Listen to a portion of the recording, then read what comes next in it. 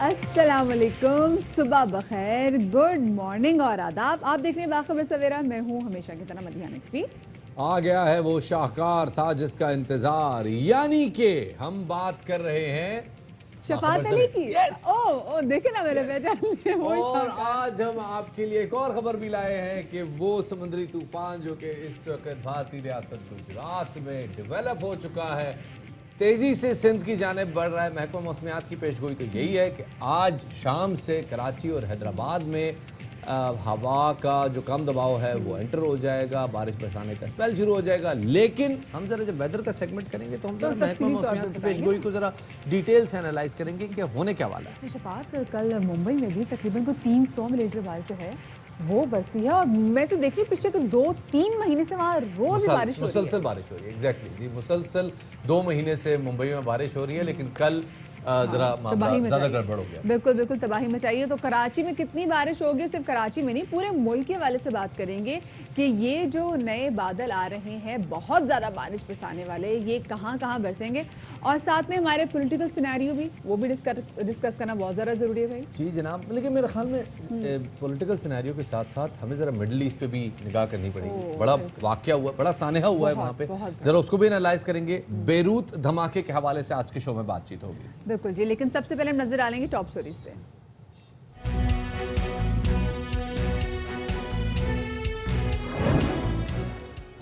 कराची, हैदराबाद समेत सिंध के ज़ेरी शहरों में आज से बादल बरसने को तैयार। मूसलाधार स्पेल से अर्बन फ्लडिंग का खतरा। बारिश में शहरी बड़े नालों के करीबी शहरों से गैर जरूरी सफर न करें। सफाई में इंतजामिया से ताउन करें। जी, तो टॉप स्टोरीज आपने जान ली। और सबसे पहले ज़रा हम बात कर लेते हैं मौसम के हवाले से, क्योंकि मौसम आगे बड़े तेज़ी से बदलने वाला है। कराची के हवाले से हम आपको कई दिनों से बता रहे हैं जनाब कि कराची में जुमे से बारिशों का नया स्पेल आ रहा है। जुमे और हफ्ते को बहुत तेज़ बारिश होगी, लेकिन अब ये कहा जा रहा है कि आज से बारिशों का ये सिलसिला शुरू हो जाएगा। और हैदराबाद और कराची में तो कहा भी जा रहा है कि अर्बन फ्लडिंग का भी खतरा है। सो क्या सूरत हाल होगी, और साथ में हम ये भी दुआएं करें क्योंकि एनडीए में यहाँ पे मुसलसल काम भी करिए, नाले जल्दी क्लियर हो जाए ताकि ये जो बहुत तेज़ बारिश होने वाली है उससे वो नुकसान ना हो जो हमें पहले हो चुका हुआ है। तो क्या सिचुएशन है, ये बादल कहाँ पहुंचे हैं, कब बरसेंगे, पूछेंगे अपने मौसमियाती बाबा से। जी शफात साहब, आदाब, कैसे हैं? वालेकुम आदाब जी। ख़वातीन और हज़रात, पेशतर इसकी कि हम कराची की बात करें, पहले बात कर लेते हैं जनाब मसनूई सैयारे से ली गई तस्वीर जो कि महकमा मौसमियात ने जारी की है, जिसमें खैबर पख्तूनख्वा के जनूबी इलाकों में हवा का एक कम दबाव नज़र आ रहा है। डेरा इस्माइल खान, मियाँ वाली, तलागंग समेत दीगर कई इलाकों में तेज़ बारिश मुतवक्के है। लेकिन अब ज़रा नीचे आते हैं जनाब और रुख करते हैं बहरा अरब का, जहाँ पर हवा का एक शदीद कम दबाव इस वक्त मौजूद है। तेज़ी से वो बढ़ रहा है सुबह सिंध की जानिब। इस वक्त भारतीय रियासत गुजरात इससे शदीद मुतासिर है। ज़रा देख लेते हैं जनाब कि ये जो हवा का कम दबाव इस वक्त आप देख रहे हैं, अगर इसको कराची मान लिया जाए तो देखते हैं कि आइंदा आने वाले चंद घंटों में क्या सूरत हाल डेवलप होने वाली है। हवा बारिश बरसाने का ये दबाव बड़ी तेज़ी से कराची की तरफ बढ़ रहा है, और इसका जो बड़ा स्पेल है, जो इसकी जो आई ऑफ द स्टॉर्म है, वो कराची को हिट नहीं कर रही। अलबत्ता कराची में आइंदा आने वाले 2 से 3 रोज़ में शदीद बारिशें मुतवक्के हैं। महकमा मौसमियात के मुताबिक बताया गया था कि जो ये बारिश बरसाने का सिलसिला है ये आज शाम से शुरू होगा, यानी जुमेरात की शाम से शुरू होगा। लेकिन ताहम हमने आपको बताया था कि ये बारिश बरसाने का सिलसिला जुमे की दोपहर से शुरू होगा। लगता है कि कुछ ऐसा ही मामला होने जा रहा है। जुमे की दोपहर से ही बारिश बरसाने का असल सिलसिला कराची में शुरू होगा। ये सिलसिला हफ्ते की सुबह तक जारी रहेगा।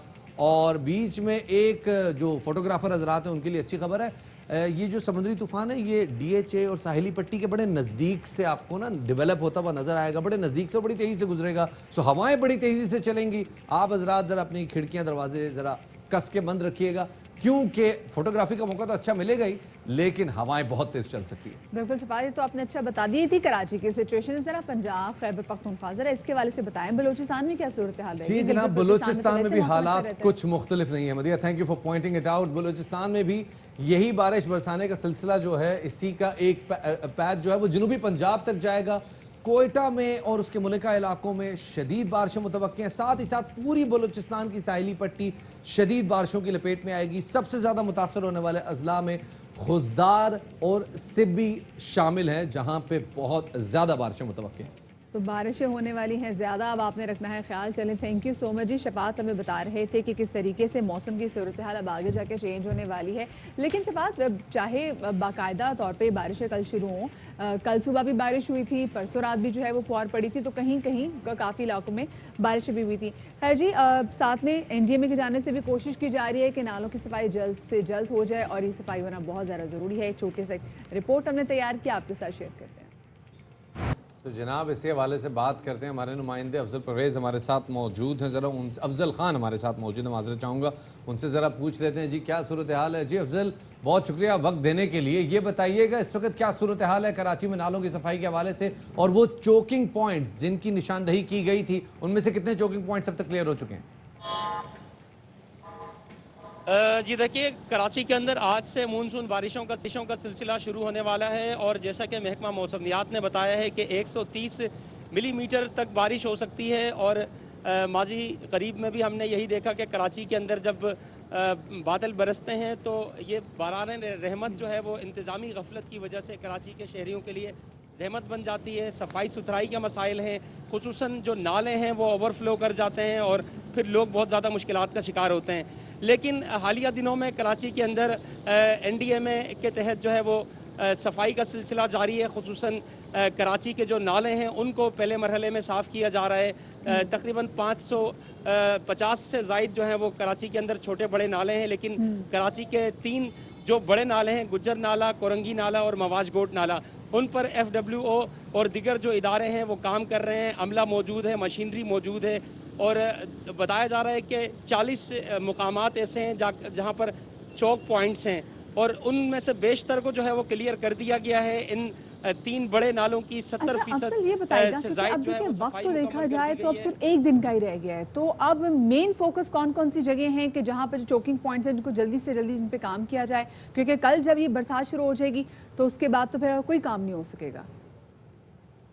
जी देखिए, जो गुज्जर नाला है वो सबसे बड़ा नाला है, लिहाजा इस वक्त गुज्जर नाले के ऊपर जो है वो काम तेज़ी से जारी है। इसी नाले के अंदर चौक पॉइंट्स भी ज़्यादा हैं जिसको क्लियर करने के लिए काम किया जा रहा है।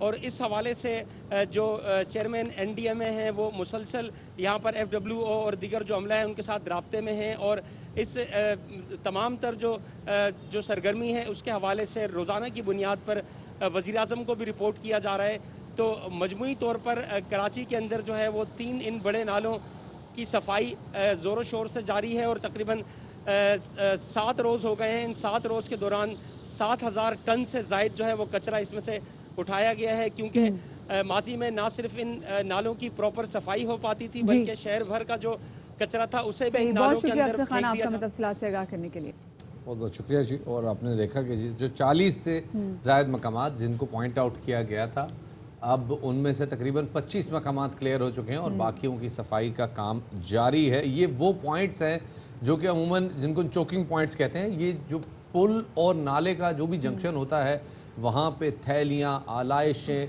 ये डिपॉजिट हो के चोकिंग क्रिएट करती हैं, जिसकी वजह से नाला बैक फ्लो कर जाता है और अपने रास्ते के बजाय गली मोहल्लों में बहना शुरू कर देता है, जिसकी वजह से कराची में अर्बन फ्लडिंग या सैलाबी सूरत हाल पैदा होती है। पंजाब के हवाले से भी जी अब एक एक बात मैं फिर वही कहूँगी, मैं अभी भी जब सुबह ऑफिस आ रहे होते हैं तो जब रास्तों जिन रास्तों से गुजरते हुए आ रहे होते हैं वहाँ पर लोग सुबह जो कचरा फेंकते हैं वो बिन में नहीं डालेंगे जो वहाँ बड़ी सी पड़ी होगी, वो बाहर आके सड़क पे ही फेंकेंगे कि ये जो कचरा साफ करने वाले हैं वही उठाएंगे, तो अपनी उनकी कोई जिम्मेदारी नहीं होती।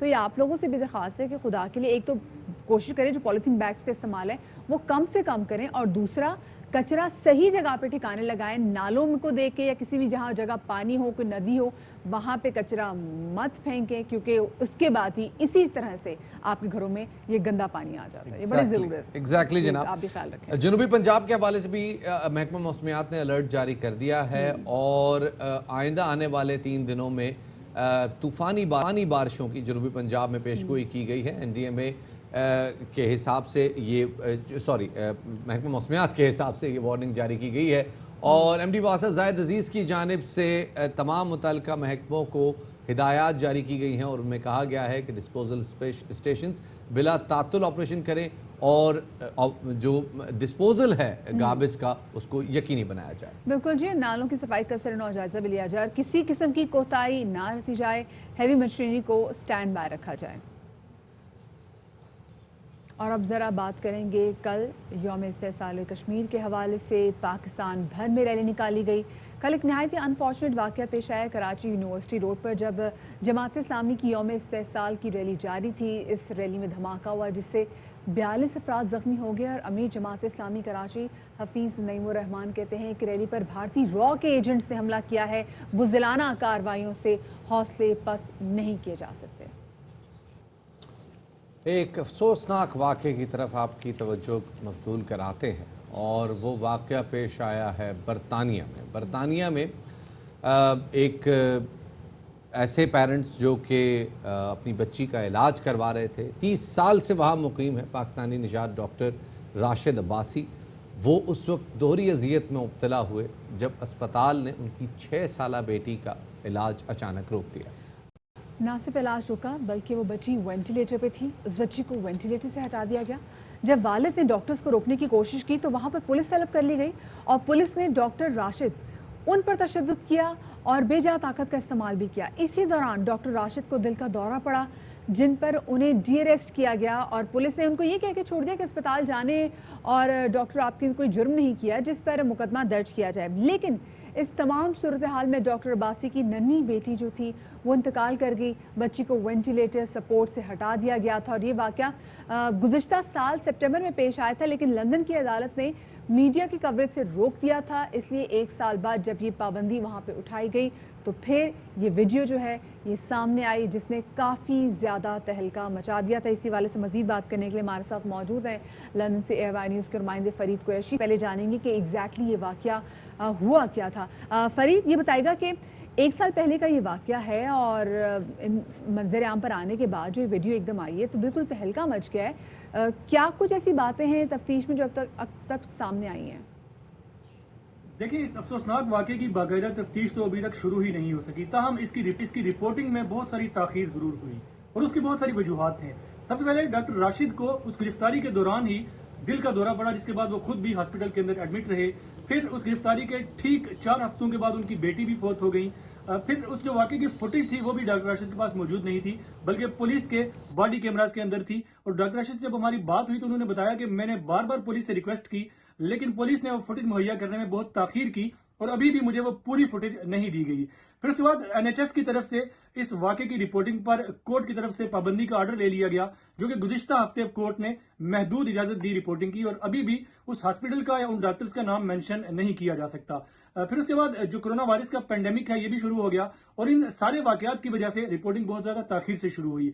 कानूनी कार्रवाई के हवाले से अगर बात की जाए तो डॉक्टर राशिद कहते हैं कि मैंने पुलिस को एक प्री एक्शन प्रोटोकॉल नोटिस भेजा था, जिसे तकरीबन 6 माह हो चुके हैं, लेकिन अभी तक पुलिस की तरफ से उसका जवाब नहीं दिया गया और अब अगले मरहले के तौर पर वो इस सारे केस को लेकर कोर्ट में जाएंगे, जिसके बाद बाकायदा उनकी सुनवाई जो है वो अदालतों के अंदर होगी और इस बात की उम्मीद है कि उन्हें बरतानवी निज़ाम इंसाफ से मिलेगा। बहुत बहुत शुक्रिया जी, फरीद हमारे साथ मौजूद थे। अब बात करते हैं डॉक्टर राशिद अब्बासी, वो वालिद जिनके साथ ये वाक़या पेश है, साथ उनकी अहलिया भी मौजूद है। बहुत शुक्रिया डॉक्टर साहब हमें वक्त देने के लिए। डॉक्टर साहब, पहले तो हम बेटी के इंतकाल पे आपसे ताज़ियत करते हैं। ये बताइएगा आपकी बेटी को क्या बीमारी थी और वो कितने अरसे से ज़ेर इलाज थी?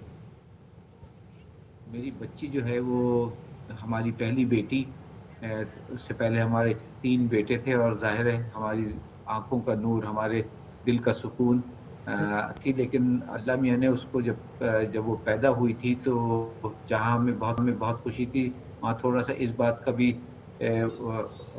थोड़ा सा अल्लाह मियाँ ने हमें इम्तिहान में डाला था कि उसको पैदाइशी तौर पे एक पैदाइशी बीमारी थी जिसकी वजह से उसका डेवलपमेंट जो था, ग्रोथ जो थी, नशोनुमा जो थी, थोड़ी सी कमज़ोर थी वो। सही। अच्छा डॉक्टर साहब, ये कहेगा आपका जो डिसीजन था कि आपकी बेटी को वेंट पे रखा जाए और अगर वेंट पे रखा जाता तो आपकी बेटी आपके साथ आज भी शायद मौजूद होती, डॉक्टर्स ने क्या रीज़न दी, बच्ची को वेंटिलेटर से क्यों हटा रहे थे?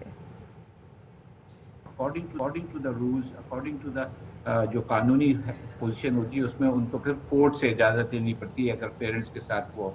लेकिन उन्होंने जिस माहौल में ये बात की, लगता ऐसा था कि वो हमसे पूछ नहीं रहे हैं बल्कि हमारे पर हुक्म नाफिज कर रहे हैं।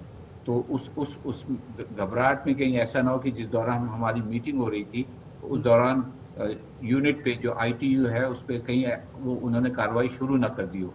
उसमें घबराहट में उठ के मैं उसकी तरफ जाने लगा तो उन्होंने मुझे एक लेटर दिया, क्योंकि मैं उनके साथ एग्री नहीं कर रहा था और उससे पहले भी मेरे डिसएग्रीमेंट होते थे कि अगर क्या कहते हैं उसका ट्रीटमेंट सही नहीं हो रहा है तो जाहिर है मैं 30 साल से कंसल्टेंट हूँ, मैं भी चेस्ट स्पेशलिस्ट हूँ।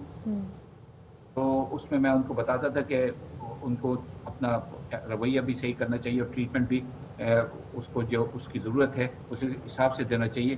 तो जाहिर है थोड़ी सी टसल थी, लेकिन it was all verbal and I was well within my rights to demand कि मेरी बच्ची का ट्रीटमेंट बेहतर हो। तो उन्होंने मुझे एक लेटर दिया कि you are banned from visiting her. अच्छा डॉक्टर साहब, ये आपके साथ जो भी वाक़या पेश आया, पुलिस आपको जिस तरह से घसीट की रहेगी, डेली मेल ने ये सारी तफसीलात दी हैं, आपने क्या पुलिस के रवैये के ख़िलाफ़ कोई दरख्वास्त दायर की? हमें जिन पुलिस ऑफिसर ने मौका पे मौजूद थे उनको इन्वेस्टिगेट करें और उनको सस्पेंड करें। साथ में आपने जो कानून को तोड़ा है उसकी हमसे माफ़ी मांगे और उसको कंपनसेट करें इस पूरे प्रोसेस को। मार्च में वो हमारे लॉयर ने उनको भेजा था, आज तक उन्होंने उसका जवाब नहीं दिया है। थोड़ा सा तो उनका ये बहाना था कि कोविड की वजह से हम मसरूफ़ हैं, लेकिन ये कुछ ज़्यादा ही एक्सेसिव डिले हो गया। उन्होंने 6 वीक्स कहा था, उससे भी ज़्यादा हो गया। तो अब हम अगर 1-2 हफ्ते और अगर उनका जवाब नहीं आया तो बाकायदा कानूनी कार्रवाई उनके खिलाफ। अच्छा डॉक्टर, आपको क्या लगता है ये जो वाक़या पेश आया ये तासुब की वजह से पेश आया? मुझको, मेरी वाइफ को, मेरे बच्चों को सिर्फ एक वो थी कि ये इस मुल्क में ऐसा नहीं हो सकता। लेकिन और ख़ास तौर पे मेडिकल उसमें रेशियल और क्या कहते हैं डिस्क्रिमिनेशन तो इज़ अ कॉमन प्रैक्टिस है और हम लोग इतना उससे यूज टू हो गए हैं कि हम उसको बहुत बड़ा प्रॉब्लम नहीं समझते। लेकिन मेडिकल फील्ड में मैं खुद प्रैक्टिसिंग डॉक्टर हूँ, मैं नहीं समझता था कि इस तरह। लेकिन अब मैं उसको रिफ्लेक्ट करता हूँ तो मैं फुली कन्विंस्ड हूँ कि अगर मैं सफ़ेद फार्म होता, मेरा नाम राशिद अब्बासी के बजाय जॉन स्मिथ होता, मेरी बेटी के साथ या मेरे साथ ये सलूक ना होता। अगर आपका नाम जो आपका नाम है वो ना होता और अगर आपका मज़हब इस्लाम ना होता तो शायद आपकी बेटी के साथ वो ना होता जो हुआ। बहुत शुक्रिया जी। डॉक्टर राशिद अब्बासी साहब हमारे साथ मौजूद हैं और अल्लाह पाक इनके दिलों को ठंडक नसीब करें। आपको लिए चलते हैं इस्लामाबाद, जहाँ साबिक वज़ीर आज़म शाहिद खाकान अब्बासी मीडिया से बातचीत कर रहे हैं। 2 बिल थे जो कौमी असम्बली से पास हुए थे, उन पर यकीनन और वो इंटरनेशनल जो हमारी फैटफ की रिक्वायरमेंट्स हैं उनको पूरा करने के लिए थे। और हमने खुद भी एक्सप्लेन किया मौलाना साहब को, उनकी शिकायतें जायज़ हैं, शायद मुशावरत में कमी रही, लेकिन वो बिल बिल्कुल पाकिस्तान के हक़ में थे। तो सहूलतकार की बात नहीं होती, सहूलतकार वो होता है किसी जुर्म में किसी का साथ दे।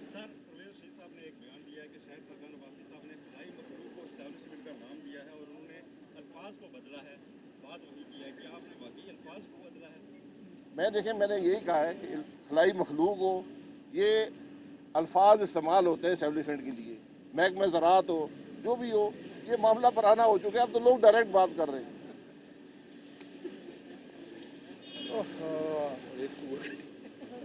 शाहिद खाकान अब्बासी इस्लामाबाद में एहतसाब अदालत के बाहर मीडिया से बातचीत कर रहे थे। अब आगे बढ़ते हैं जनाब, और यहाँ वक्त हो गया है एक छोटे से ब्रेक का। छोटा सा ब्रेक लेते हैं, उसके बाद दोबारा हाजिर खिदमत होंगे। बाखबर सवेरा का सिलसिला जारी है।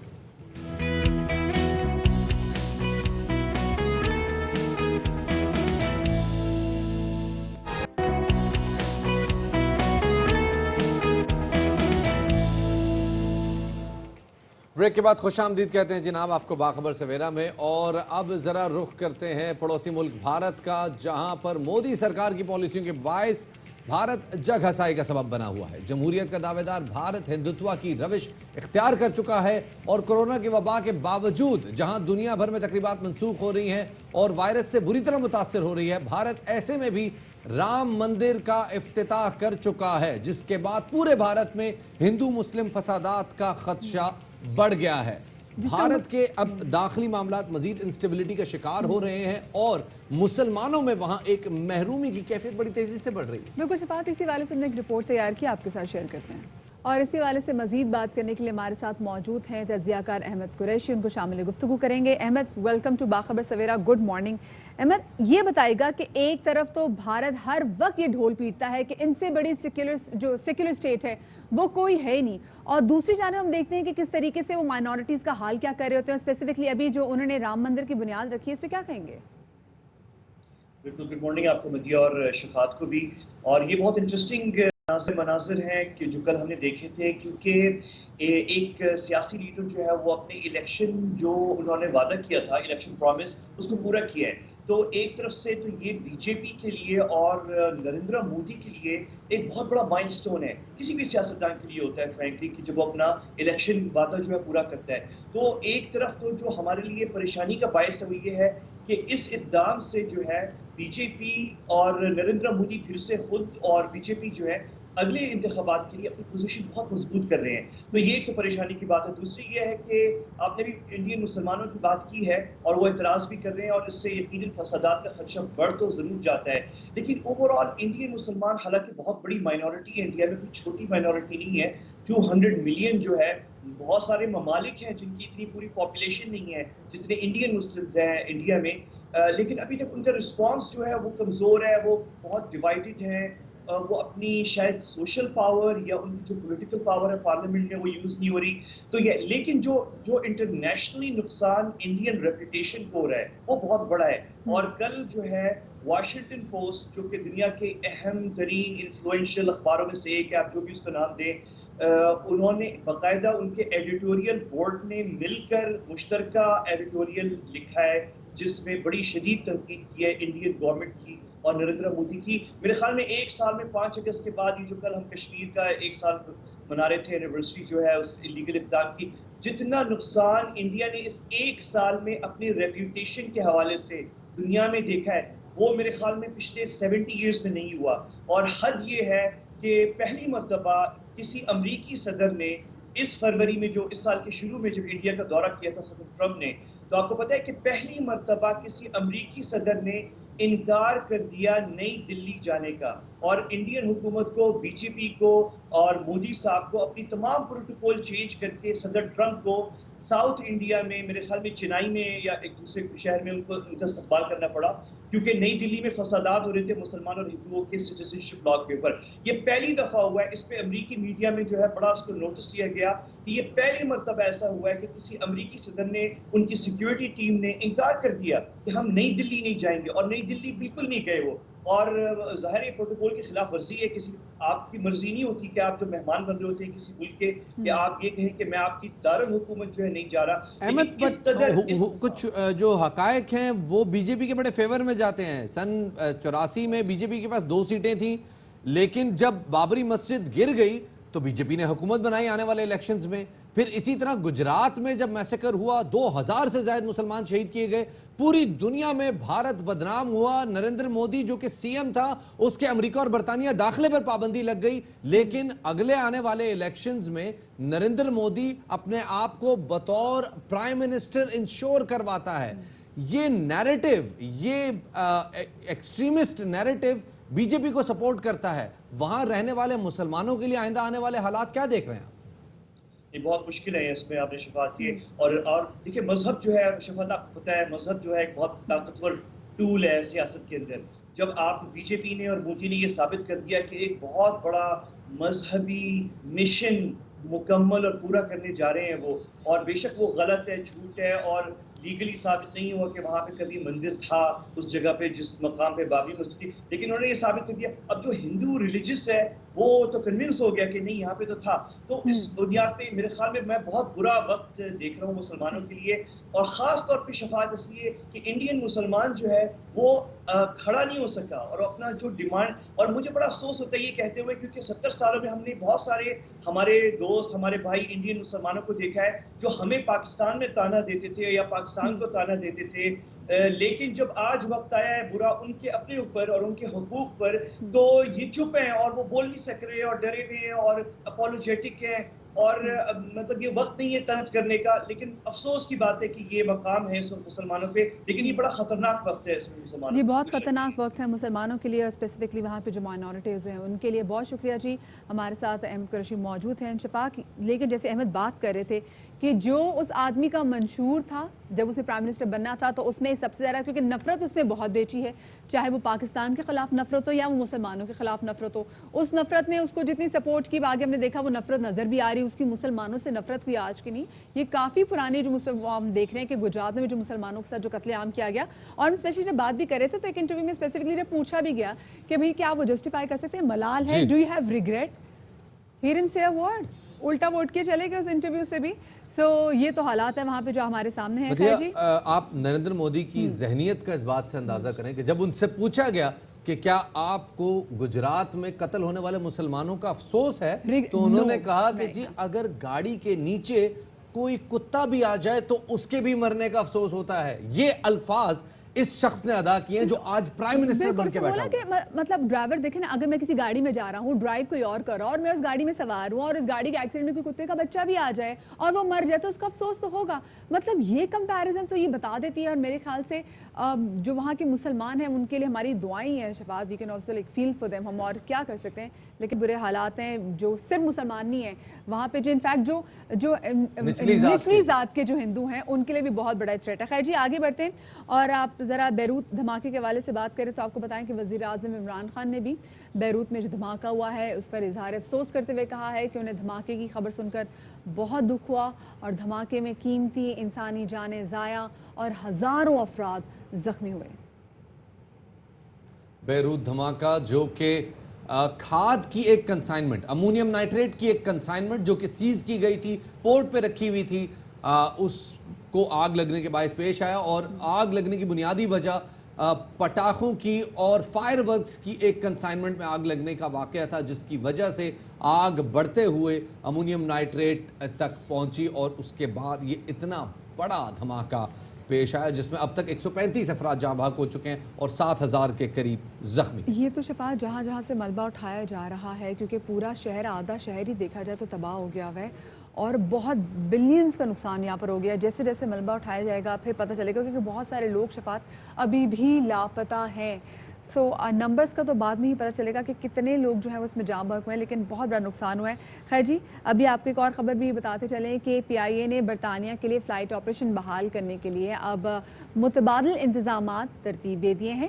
PIA 14 अगस्त को बरतानिया से ऑपरेशन शुरू करेगी और ये परवाज़ मैनचेस्टर से 250 से ज़ायद मुसाफिरों को लेकर इस्लामाबाद रवाना होगी और 15 अगस्त को परवाज़ इस्लामाबाद से लंदन के लिए रवाना होगी।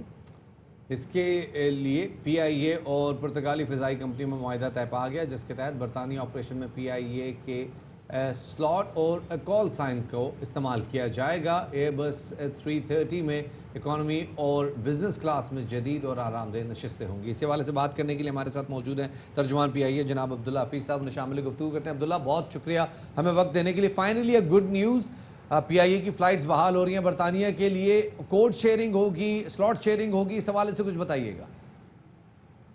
देखिए, कोड शेयरिंग के ऊपर तो एक और हमारे पास अरेंजमेंट है जो कि हम बहुत जल्दी within probably next 2 to 3 weeks हम वो लॉन्च करेंगे। ना ये स्लॉट शेयरिंग है, बेसिकली हमने एयरक्राफ्ट हायर किया है to operate on this route. जो कॉल साइन है वो PIA का होगा, जो स्लॉट्स हैं वो PIA की हैं।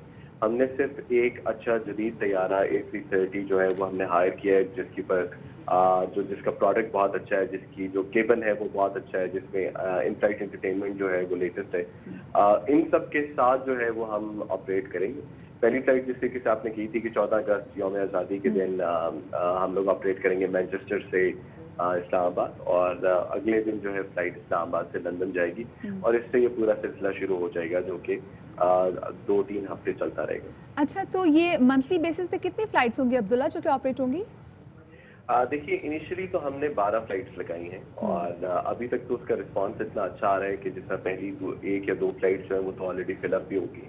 तो हम उम्मीद करते हैं कि अरेंजमेंट एक्सटेंड होगा और रिस्पांस और डिमांड के ऊपर है। डिमांड जिस तरीके से हमें आ रही है, अगर इस तरीके से आती रही तो इट विल बी एक्सटेंडेड।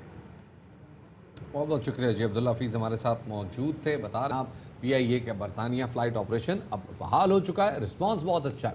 यहाँ वक्त हो गया एक छोटे से ब्रेक का, छोटा सा ब्रेक लेते हैं। ब्रेक के बाद दोबारा हाजिर होंगे, हमारे साथ रहिएगा।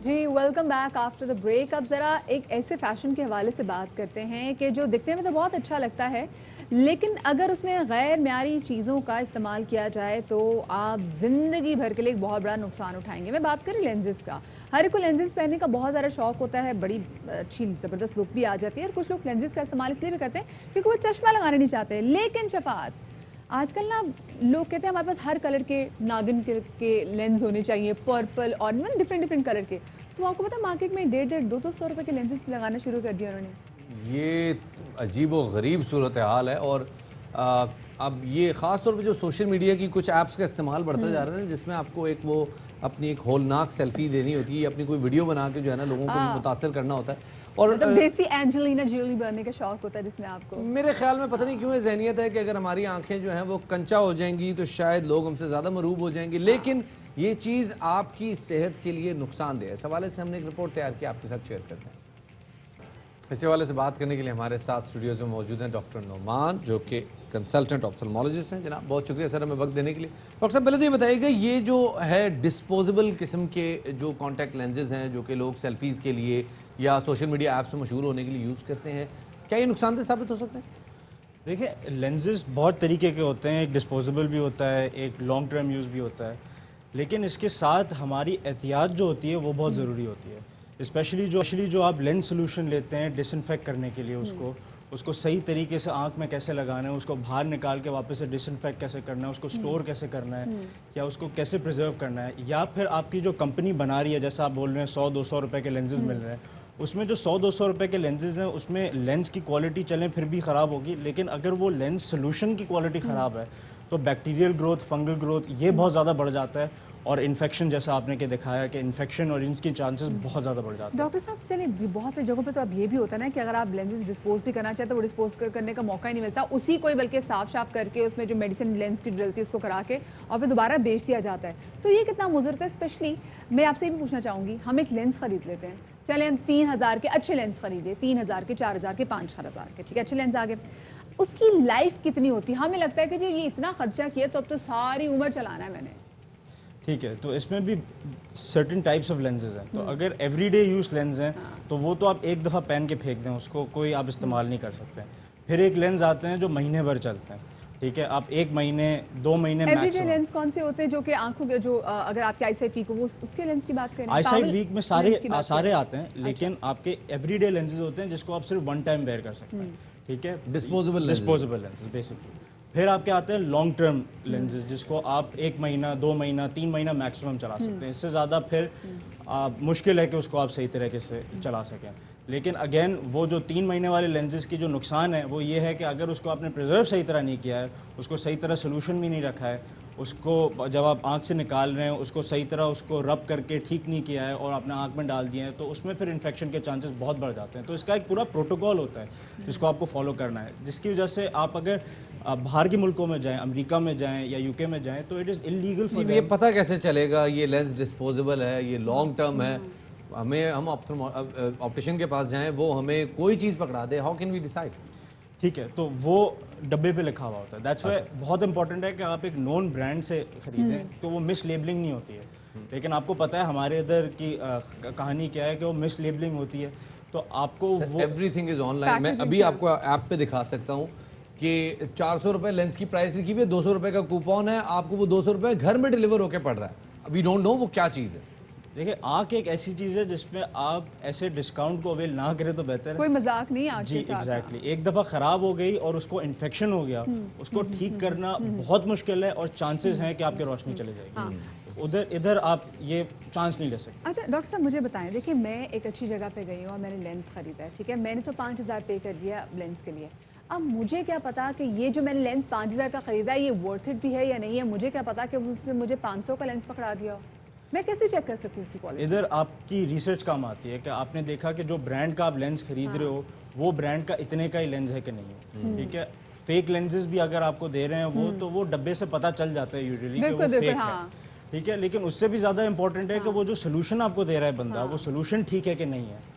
एंड देन उससे भी ज़्यादा इंपॉर्टेंट है कि आपकी लेंस की फिटिंग हुई है कि नहीं है। तो आप ये नहीं जज, लेंस की फिटिंग क्या होती है, मुझे प्लीज ये हाँ, तो समझाएं। हर बंदे की आँख की जो स्पेसिफिकेशंस होती हैं वो डिफरेंट होती किसी का आईबॉल बड़ा ठीक होता है। है, किसी की आईबॉल बड़ी होती है, छोटी होती है, कर्वेचर होता है लेंस का जिसके बेस पे फिटिंग होती है। तो उसमें हम टेक्नोलॉजी यूज़ करते हैं, एक केराटोमीटर होता है या कॉर्नियल टोपोग्राफी होती है जिसके थ्रू हम फिटिंग करते हैं। तो अगर आपके लेंस वाला बंदा फिटिंग करके नहीं दे रहा है, जो मैं मैक्सिमम लोगों में देखता हूँ, तो आप उधर से भाग जाओ। मैंने इतनी बार लेंसेज रैपर खरीदे, में कभी होता है मैंने वो। नहीं देखा कि वो कोई रैपर फिटिंग में करके होता है दे रहा है। अगर फिटिंग नहीं की है उसने तो आप उधर से भाग जाओ। अच्छा, He ये doesn't cheese know what he's बहुत saying. होती है डॉक्टर ये साहब, मैं जब first खरीदने time के लिए सुन रहा हूँ। जाते हैं तो उनके पास ना डिफरेंट कलर के लेंस के शीट्स ऑलरेडी पड़े होते हैं, और वो फिर आपसे जब आप कहते हैं ना कि अच्छा जी मुझे कैसे पता चलेगा, तो बड़े आराम से आपके सामने कहते हैं मैं अपने हाथ से आपको धो के दे रहा हूँ, ये लेंस लगा के फौरन चेक कर लें।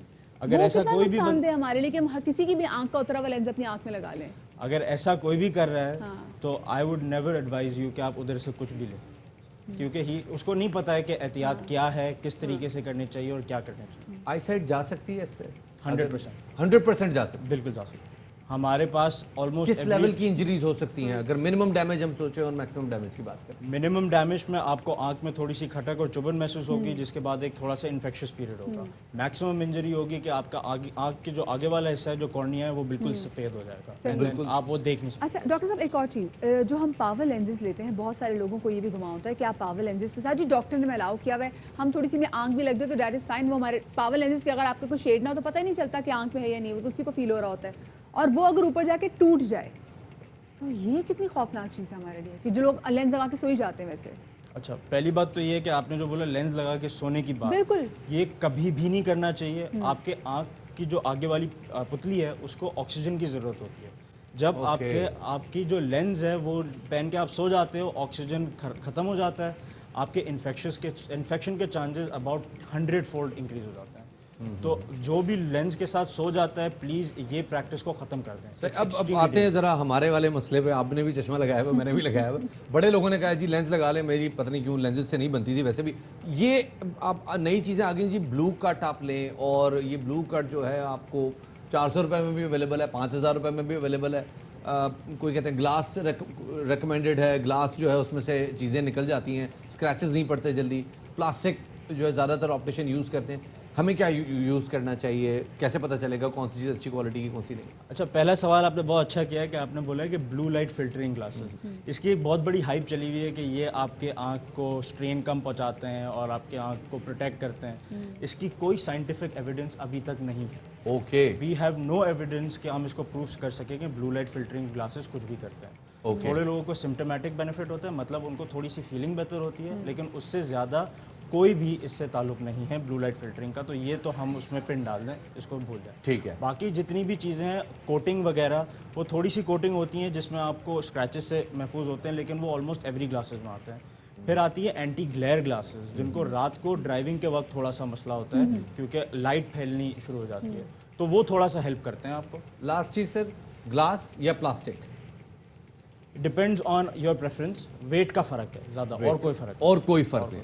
बहुत बहुत शुक्रिया जी। डॉक्टर साहब हमारे साथ मौजूद है, डॉक्टर नोमान, और सेर हासिल गुफ्तगू। ये उम्मीद करते हैं कि वो लोग जो कि लेंस लगाते हैं अब वो लेंसेज नहीं लगाएंगे। नहीं, लगाएं ज़रूर, पूरे फैशन करें, लेकिन एहतियात से फैशन करें, और हर चीज़ की एक उम्र होती है, उस उम्र को देख के फैशन करें। छोटी सी ब्रेक की तरफ जा रहे हैं, हमारे साथ रहिएगा।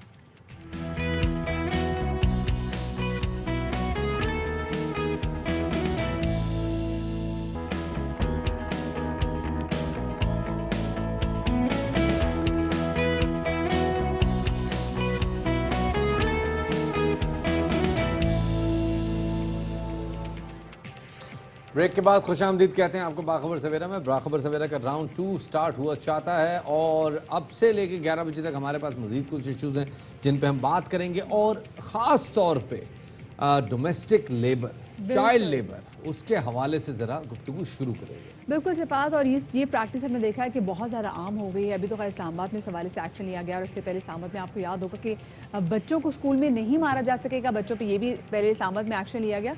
तो मेरे ख्याल से ये चीज़ें पूरे पाकिस्तान में आम होनी चाहिए, क्योंकि हम अक्सर देखते हैं कि लोग अपने घरों में कोशिश उनकी ये होती है कि जो आपकी डोमेस्टिक हेल्प हो वो छोटे बच्चे हों जिनकी उम्र कोई 9-10 साल की हो। छोटी छोटी बच्चियां हमने देखी है जो कि आपके छोटे छोटे बच्चों को संभाल भी रही होती हैं। सो बहुत मेरे ख्याल से टाइम आ गया है और बहुत हो गया है कि अब इस पर एक्शन होना चाहिए। बहुत कुछ है जी, मगर सबसे पहले टॉप स्टोरीज।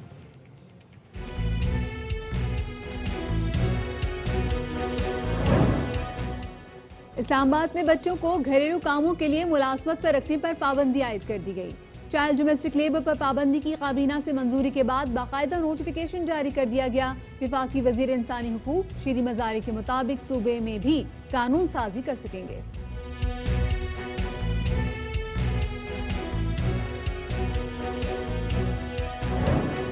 स्कूल सितंबर में ही खुलेंगे, किसी को अगस्त में स्कूल खोलने की इजाजत नहीं। वफाकी वजीर तालीम शफकत महमूद की जेर सदारत बैनुल-सूबाई तालीमी वज़रा के इजलास में फैसला कर लिया गया। तर्जुमान के मुताबिक जिसने खिलाफ वर्जी की उसके खिलाफ कार्रवाई होगी।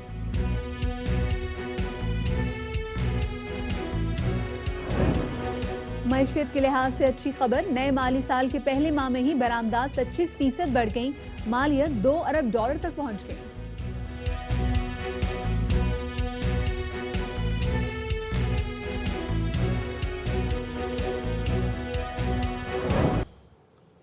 तो जनाब सबसे पहले बात करते हैं, बड़ी अहम डेवलपमेंट है वफाकी दारुल हुकूमत में, और वो ये कि बच्चों को घरेलू कामों के लिए मुलाजमत पर रखने पर पाबंदी आयद कर दी गई है। वफाकी वजीर इंसानी हुकूक शीरी मजारी के मुताबिक बच्चों की घरेलू मुलाजमत चाइल्ड डोमेस्टिक लेबर पर पाबंदी का कानून अब काबीना से मंजूर हो चुका है। बिल्कुल जी, और इस मंजूरी के बाद इसका बाकायदा नोटिफिकेशन भी जारी कर दिया गया है।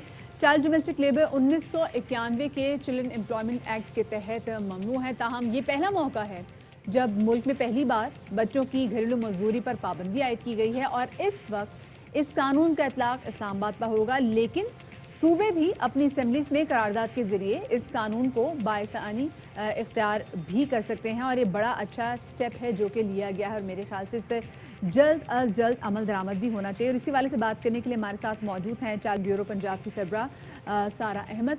सारा को शामिल गुफ्तगू करेंगे। अस्सलाम वालेकुम सारा एंड वेलकम टू बाखबर सवेरा। अच्छा सारा, ये बताइएगा, ये बड़ा अहम स्टेप है जो कि मरकज़ की जानिब से लिया गया है, कितना ज़रूरी ये स्टेप था और क्यों नहीं ये पहले भी लिया गया ऐसा स्टेप? जी देखें, हमारी हुकूमत प्राइम मिनिस्टर इमरान खान साहब की जो अवलीन तरजीह है चाइल्ड प्रोटेक्शन। जब मेरी भी उनसे मीटिंग हुई तो उनका बहुत ज़्यादा एम्फेसिस था कि इसको हम कैसे बेहतर बना सकते हैं, what help you need from me, कि आप फेडरल से क्या हेल्प चाहते हैं, क्योंकि मैं पंजाब को देख रही होती हूँ as chairperson child protection bureau.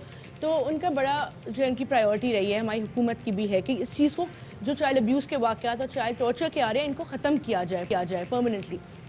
इसी के लिए बहुत बड़ा इनिशिएटिव लिया गया है। इसके लिए हमारी जो ह्यूमन राइट्स की मिनिस्टर हैं शीरी मजारी साहिबा बहुत टाइम से कोशिश कर रही थी कि ये अमेंडमेंट लाई जाए, बिकॉज एक्ट तो आपको पता है कि ये चाइल्ड एम्प्लॉयमेंट एक्ट 91 का ऑलरेडी है, पास हुआ था कैबिनेट इम्प्लीमेंटेशन एज सच कोई, लेकिन ये इसमें चाइल्ड डोमेस्टिक लेबर जो है वो नहीं इंक्लूड की गई। तो अभी वो शेड्यूल 1 जो है वो अमेंड करके चाइल्ड डोमेस्टिक लेबर भी ऐड किया गया, ताकि उसको भी कम्प्लीटली बैन कर दिया गया है पंजाब, वहाँ इस्लामाबाद से। ये सिर्फ इस्लामाबाद के लिए, लेकिन अब जब आपने बात की कि सूबों में भी बिल्कुल इनको होना चाहिए इसको कानून को, लेकिन पंजाब डोमेस्टिक वर्कर्स एक्ट 2019 जो है वो पास हुआ है पिछले साल पंजाब में, वो ऑलरेडी हमने जो है पंजाब में इसको पास कर लिया है। और according to that act under 15 कोई भी बच्चे को घरेलू मुलाजमत पर रखा नहीं जा सकता।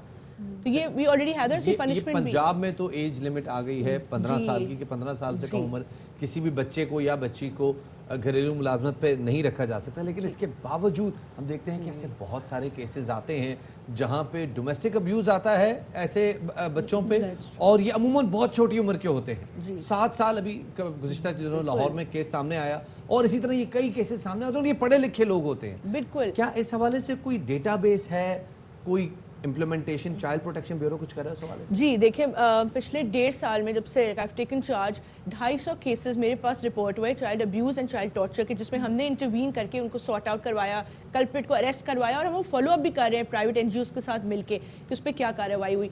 अब ये जो केसेस हैं, ये मैं आपको सिर्फ पंजाब के बताऊँ, ये वो रिपोर्टेड केसेस जो हमारी हेल्पलाइन चाइल्ड रेस्क्यू हेल्पलाइन 1121 पे हमें रिपोर्ट हुए हैं, और हमने ड्यूरिंग कोविड बहुत ज़्यादा 20% इंक्रीज भी देखा, इसमें इंक्रीमेंट देखा है केसेस में।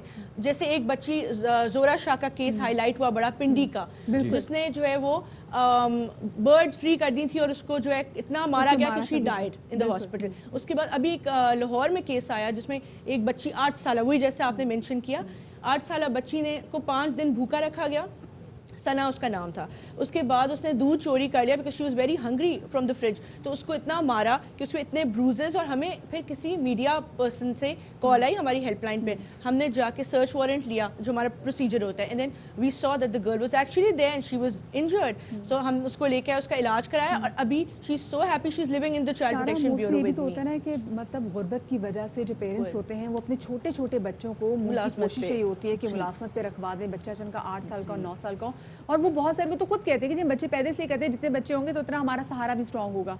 तो हम फिर अब क्या कर सकेंगे? बहुत सारे पेरेंट्स, अगर कि बच्चा उस पर तशद्दुद भी किया जा रहा है और हम माँ बाप से कहेंगे इसको ले जाए, वो कहेंगे नहीं हम इसको लेके जाएंगे तो इससे तो हम तकरीबन कोई 8-9 हज़ार कमा लेते हैं, हम इस बच्चे को कैसे रखें? तब क्या करें हम? बिल्कुल, ये जो है इसका मेन रीज़न ही यही है कि गुर्बत, पावर्टी, और जो है वो तालीम का फुकदान है, जिसकी वजह से parents as a source of income अपने बच्चे को रखवाते हैं। लेकिन तालीम याफ्ता लोगों के घर वो बच्चे काम कर रहे थे, वो भी तो तशद्दुद का निशाना बनाते हैं। हमने देखा प्रोफेशनल्स, हमने देखा डॉक्टर्स जो ये इन चीज़ों के पीछे थे, जिन्होंने टॉर्चर किया, कपल डॉक्टर्स थे, वकील थे, उन्होंने मारा। बिल्कुल हमने ऐसे केसेस देखे, एंड इट्स शॉकिंग कि इतने एजुकेटेड लोग ये चीज़ जब करें तो where is the role of a society?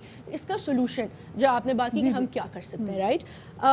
मुझे जो नज़र आता है सोल्यूशन वो है आगाही, अवेयरनेस अगर हम क्रिएट करें, क्योंकि मैंने ये देखा कि लोगों में कानून जो है ना, ये इसके भी अवेयरनेस नहीं है।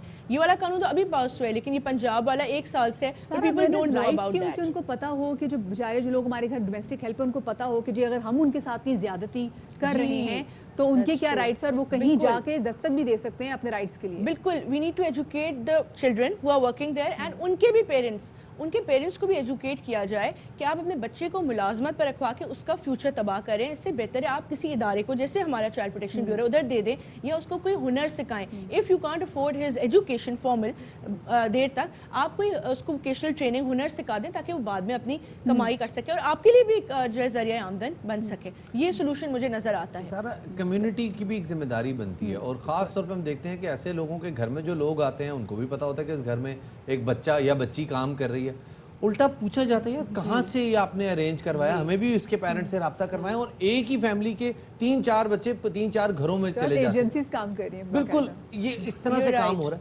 है। क्या कोई ऐसा कानून नहीं लाया जा सकता कि अज खुद चाइल्ड प्रोटेक्शन ब्यूरो जो है वो सर्च वारंट लेके ऐसे मकानात के, ऐसे बंगलों की, ऐसे गलियों की सर्च कर सके जहां ऐसे बच्चे काम कर रहे हैं? अच्छा, अभी जो हमारा प्रोसीजर वो ये है, जैसा आपने मेंशन किया कि 1121 हमारी हेल्पलाइन है। जब हमें कॉल आती है तो we have our own child protection court, जहाँ से हम सर्च वारंट लेते हैं। जब हमें खबर आई कि इस घर में टॉर्चर हो रहा है, कभी नेबर्स भी हमें इन्फॉर्म कर देते हैं, they can easily do that. उसके बाद हम सर्च वारंट लेके जाते हैं, but we can't enter the house, we can only ask the employer कि आप बच्चे को गेट तक लेके आओ, क्योंकि आपको पता है, देखिए हमारी सोसाइटी में एक वो 4 दीवारी का कॉन्सेप्ट है, प्राइवेसी जो है वो जो वायलेट हो रही होती है, तो this is a big challenge that we are facing. लंबा प्रोसेस है ये जो सर्च वारंट आप लोगों को मिलता है? It doesn't take too much time because we have our own जज, हमारा ब्यूरो में ही चाइल्ड प्रोटेक्शन कोर्ट मौजूद है, but the thing is this is only happening in Punjab. What about other provinces? And जो रोल ऑफ सोसाइटी है that's very important. देखें, जब हम बात करते हैं तो सारे स्टेक होल्डर्स ने मिल के इतने बड़ा जो सोशल इशू है इसको टैकल करना होगा। ओनली वन गवर्नमेंट डिपार्टमेंट और police alone can not handle it. तो जब लोगों को पता है कि they are violating a law, then why don't they stop themselves from doing this? तो आई थिंक बच्चों के हुकूक का तहफ़्फ़ुज़ जितनी हुकूमत की जिम्मेदारी है, उतनी ही सोसाइटी की भी जिम्मेदारी है। बहुत बहुत शुक्रिया जी सारा अहमद, आपने दिया। बड़ा इंपॉर्टेंट इशू है जी, बच्चों को घरों में मुलाजमत पे रखा, छोटे बच्चों को उनसे उनका बचपन छीना जाना और उसके बाद उनको महरूम रखा जाना, तशद्दुद होना। अब अच्छी बात ये, इस पे वफाक में तो कानून आ गया और उम्मीद करते हैं कि बाकी सूबे भी उसी की तकलीफ करेंगे। बिल्कुल शफात, अल्लाह करे कानून साजी सूबों में भी हो और फिर उस पर एक्शन भी लिया जाए तो बात बनेगी। खैर आगे बढ़ते हैं और ज़रा बच्चों के तालीम के हवाले से बात करते हैं। वफाकी वज़ीर तालीम शफकत महमूद साहब की ज़ेर सदारत बैनुस्सूबाई तालीमी वज़रा के इजलास में अब ये फैसला कर लिया गया है कि मुल्क भर के तालीमी इदारे 15 सितंबर को ही खुलेंगे। तर्जुमान वज़ीर तालीम के मुताबिक 15 सितंबर से पहले किसी भी स्कूल को खोलने की इजाज़त नहीं है। 15 सितंबर से कबल स्कूल खोलने वालों के खिलाफ कानूनी कार्रवाई की जाएगी। 7 सितंबर को एक बार फिर इजलास बुलाकर सूरत हाल का जायजा लिया जाएगा। इसी हवाले से बात पहले हम जरा आपको सुनवा देते हैं जनाब, क्योंकि इस हवाले से हमने एक रिपोर्ट तैयार की है। क्या है, आइए आपको सुनवाते हैं। इसी वाले से बात करने के लिए हमारे साथ मौजूद हैं सदर all Pakistan private school association जनाब काशिफ मिर्जा साहब। काशिफ साहब बहुत शुक्रिया हमें वक्त देने के लिए। काशिफ साहब, हुकूमत कह रही है कि आप सितंबर से पहले स्कूल नहीं खोल सकते, आप कह रहे हैं हम अगस्त में खोलेंगे और हर सूरत में खोलेंगे। आप हुकूमत की बात नहीं मान रहे, रिट को चैलेंज कर रहे हैं, ये क्या मामला है? गवर्नमेंट तो आज तक खुद अपनी किसी भी बात के ऊपर कायम नहीं है, और अब भी आपको किसने कह दिया कि उन्होंने कहा 15 सितंबर को हम खोलेंगे। उन्होंने तो ये कहा कि हम 15 सितंबर को हम जायजा लेंगे, देखेंगे। इफ और बट तो वो 5 अप्रैल में भी कह रहे थे, मई की तारीख दी, उसके बाद जून की, जुलाई के बाद 1 अगस्त, फिर 15 अगस्त, फिर 1 सितंबर, फिर 15 सितंबर, और 15 सितंबर के बाद आप देखेंगे अक्टूबर भी आएगी, और इसी तरीके से शायद ये पूरा साल इस तरह गुजारे, क्योंकि इनकी अपनी औलादें जो हैं वो तो उनके घरों में ट्यूटर भी है। एलीट जो है ये तबका है, इनको कोई परवाह नहीं है, इनको ऑनलाइन। लेकिन काशिफ साहब अखबार पढ़ते हैं आप? काशिफ साहब अखबार पढ़ते हैं आप? सॉरी, अखबार पढ़ते हैं सर आप? बिल्कुल जी, मैं अखबार पढ़ता हूँ। कम से कम हमारे गुजरा को जरूर पढ़नी चाहिए अखबार। मैं काशिफ साहब एक सवाल पूछना चाह रहा था, मैं एक सवाल पूछना चाह रहा था, वो ये कि कल CNN की एक रिपोर्ट थी, तालीमी अदारे खुले। काशिफ साहब CNN की एक रिपोर्ट थी जिसमें उन्होंने डॉक्टर फाउची जो कि अमेरिका में बहुत बड़े रिसर्चर हैं, पूरा कोरोना वायरस का मामला हैंडल कर रहे हैं, उन्होंने कहा जी बच्चे सुपर स्प्रेडर साबित हो सकते हैं कोरोना वायरस के हवाले से। आपने पढ़ी है वो रिपोर्ट? मेरा ख्याल है कि जो नवंबर से लेकर आज तक बहुत सी ऐसी रिपोर्टें आई हैं, WHO की अपनी जो रिपोर्ट थी, उसके बाद उनके अपने बहुत सी ऐसी चीजें सामने आई है। WHO की रिपोर्ट थी जिसमें उन्होंने कहा था 36 लाख बच्चों में से 1 लाख बच्चे के मुतासर होने का खर्चा है। फिर ये WHO की और यूनिसेफ की रिपोर्ट थी जिसमें उन्होंने ये कहा था कि जो बच्चा 6 माह जो है वो तालीम से बाहर होगा तो 5 साल उसको रिकवरी में होगी। अब मैं WHO की 36 लाख वाली जो बात मानूं या इस डॉक्टर साहब की बात मानूं। काशिफ, शायद आपको हमारी आवाज काफी कम सुनाई दे रही है, इसलिए आप शायद इतना लाउड बोल रहे हैं। सो मैं थोड़ा ऊंचा मुंह बात कर लेते हैं, आपको इतना ऊंचा ना बोलने पड़े। आप देखिए, ये बताइए, आपने जैसे जून जुलाई के भी आपने जैसे बात की, काशिफ साहब आपको पता है यहाँ पे लोग अपने दफ्तरों को नहीं जा रहे थे क्योंकि कोरोना वायरस का जो स्प्रेड था वो कंट्रोल से बाहर हो गया था। अब जहाँ पे सूरत हाल बेहतर हो रही है, वजीर तालीम ने खुद बोल दिया है जब हम 15 सितंबर को हम स्कूल खोलने जा रहे हैं तो सर बिग डील, मतलब जहाँ पे आपने इतना इंतजार किया वहां पर 1 महीना और इंतजार कर लें, क्योंकि देखिए जान है तो जहान है। देखिए, मैं तो आपकी बात से एग्री कर रहा हूँ। बात ये है कि मेरे तो जो विंटर एरिया के जो स्कूल हैं, गिलगित बल्तिस्तान, हमारा बलोचिस्तान, हमारा जो एजेके, ये तो आपको पता है पिछले दिसंबर से बंद है, और नवंबर से आपको पता पेंडेमिक है। फिर बाकी का जो पाकिस्तान वो 6 माह से बंद है। यही तरीके देते रहे हैं। पहले 2.5 करोड़ बच्चा हमारा आउट ऑफ स्कूल था, अब हमारा 7.5 करोड़ बच्चा आउट ऑफ स्कूल हो गया। इनको तो कोई परवाह नहीं, क्योंकि इनकी औलादों उन्होंने तो तालीम से दूर नहीं हुए। काशिफ साहब, ये नवंबर क्यों कह रहे हैं आप? नवंबर से तो स्कूल बंद नहीं है, स्कूल तो 13 मार्च से बंद हुआ। पेंडेमिक मैंने कहा नवंबर से है, स्कूल जो विंटर इसको आपकी बात में सर रब्त नहीं आ रहा। आप कह रहे हैं जी नवंबर से स्कूल बंद है, आएगा ना, आप दरमियान में मुझे काटेंगे और मेरी बात ही नहीं सुनना चाहेंगे। नहीं डॉक्टर साहब, काशिफ साहब, अर्ज ये है, गुजारिश ये है, अपनी बात को आप नवंबर की तारीख क्यों दे रहे हैं पेंडेमिक की? नवंबर पाकिस्तान में स्कूल मार्च से बंद हुए हैं, आप बच्चों की जिंदगी खतरे में डाल के स्कूल खोलने की बात कर रहे हैं, रियासत की बात नहीं मान रहे आप। ये आप क्या, ये क्या एटीट्यूड है? मैं ये एटीट्यूड समझना चाह रहा हूँ। सवाल पूछा है सर, सवाल पूछा है, आपकी तस्दीक की है। तो फिर तो ठीक है, आप मेरी जगह पर आ जाए, मैं खामोश हो जाता हूँ। आपने अगर जवाब लेना तो मुझे इतना मौका दे कि मैं आपको 13 मार्च से स्कूल बंद है सर, आगे बढ़िए। पूरी दुनिया में पेंडेमिक है। मेरा जो विंटर एरिया है वो दिसंबर से बंद है, मेरा जो समर एरिया है वो जो 6 माह से बंद है, और 74% गैलप सर्वे के मुताबिक पेरेंट कह रहे हैं स्कूल खोलो। 7.5 करोड़ बच्चा आउट ऑफ स्कूल है, 15 लाख टीचर बेरोजगार हो गए हैं, 2,07,000 हमारे स्कूल जो है वो तबाही के दहाने पे हैं। देखे ना निजी स्कूल इस वजह से हुए क्योंकि इन्होंने हमारे एडमिनिस्ट्रेटिव ऑफिस बंद किए, और खुद गुजरा ये कहते रहे कि जो पेरेंट हैं वो फीस ना जमा कराएं, जिसका नतीजा ये हुआ कैश फ्लो बंद हुआ। कैश फ्लो बंद होने से ये हुआ कि आपका सारा सिस्टम जो है डिस्टर्ब हुआ। फिर क्यों स्कूल नहीं ले रहे, यही तो मैं आपको अर्ज कर रहा हूँ, नहीं ले रहे। सिर्फ वो स्कूल, एलीट स्कूल जिनकी फीस जाती है चलान के थ्रू, 1% है वो हमारी कम्युनिटी का। और एक बात मैं आपको ये बता दूं कि ये जो फैसला हुआ है ये all Pakistan private school federation के 300 से ज्यादा सर एक सिंपल सा, सर देखिए पेरेंट्स परेशान है सर मैं इससे देखिए हम लड़ने के लिए तो बैठे नहीं हुए यहाँ पे, सिर्फ आपसे सवाल ये पूछना चाहते हैं सर, सवाल देखिए सिर्फ ये पूछना चाहते हैं, पेरेंट्स भी यकीनन बहुत ज़्यादा परेशान है। वो कह रहे हैं कि हमारे बच्चों का तालीमी जो स्कूल है, तालीमी जो साल है वो जाया हुआ है। लेकिन वही बात जाने तो जहान है, आपने बोला कि लाखों की तादाद नहीं, में ये जो वो टीचर्स कहना हैं, चाह रहे लाखों हैं। से मेरी बात मुकम्मल सर, मेरी आज जाना गुजारिश है, मेरी बात मुकम्मल होने दीजिए। मैं आपसे बड़े आराम से बड़े सुकून से बात कर रही हूँ। देखिए टीचर्स, आपने बोला कि लाखों की तादाद में आपने बोला कि टीचर्स को फायर किया गया है। सर टीचर्स क्यों फायर किए गए मुझे बताएं। जब प्राइवेट स्कूल, जब private, I am not done yet, please let me finish first. जब प्राइवेट स्कूल्स में जब तनख्वाहें हैं, वो जब बच्चों की जो फीसें हैं वो पूरी ली जा रही हैं, ऑनलाइन क्लासेस हो रही हैं और बार बार ये कहा जा रहा है कि नहीं जी, तो फिर टीचर्स को क्यों निकाल रहे हैं, ये बता दीजिए। नहीं ली जा रही। मैं आपसे ये कह रहा हूँ कि ये भी प्रोपेगेंडा हमारे खिलाफ किया गया है। जब आपके सर ये आप ही के नुमाइंदे में जवाब दे रहे होते शो में। एडमिनिस्ट्रेटिव ऑफिस अगर आपके बंद कर दिए जाते हैं तो कौन लेगा? ये 99% जो स्कूल थे जो मैनुअल सिस्टम पे चलते थे, उनको तो इन्होंने, गवर्नमेंट ने नोटिफाई नहीं किया कि तुम अपना एडमिनिस्ट्रेटिव ऑफिस खोल सको। हमें तो दरवाजा खोलने की इजाजत नहीं थी। 1% वो स्कूल जिनकी आप बात कर रही वो एलीट तबका है, और ये वो है जिनकी फीस चलान के थ्रू जाती है।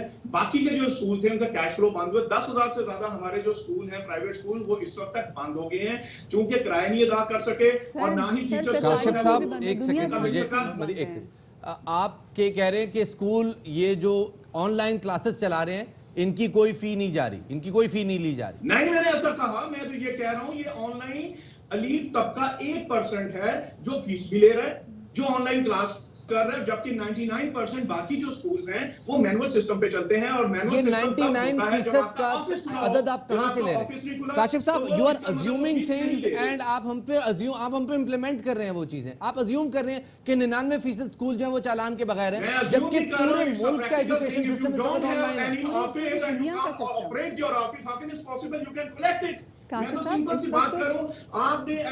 अच्छा चलें फिर मुद्दे पे आते हैं। हुकूमत जो डेडलाइन दे रही है, आप उस डेडलाइन को नहीं मान रहे, ये क्या एटीट्यूड है?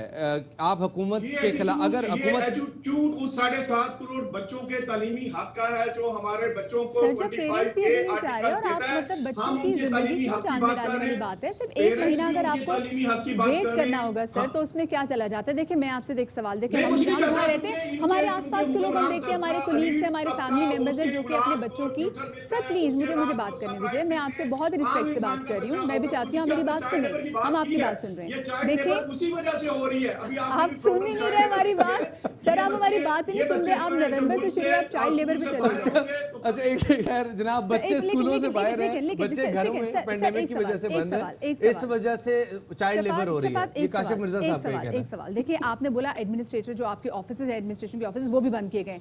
उससे पहले हमारे पास, हमने पहले भी जो बात की थी, हमारे पास ये नहीं कि प्राइवेट स्कूल से भी काशिफ मिर्जा साहब से ना, मैं मेहदी साहब भी आते, सलमान शाह भी बात कर रहे होते हैं, हम जब उनसे भी बात कर रहे होते हैं और वो हमें कह रहे थे जी हम बच्चों की स्कूल की फीसें इसलिए पूरी ले रहे हैं क्योंकि हमें तो अभी भी के इलेक्ट्रिक इतने बड़े बड़े बिल भेज रही है, हमें तो बिजली के बिल भी आ रहे हैं। तो वो कहाँ से बिल आ रहे हैं जब आपके स्कूल नहीं खुले हुए? आप यहाँ पे टीचर्स को फायर कर रहे हैं और उसके बाद पेरेंट्स से आप पूरी फीसें ले रहे हैं।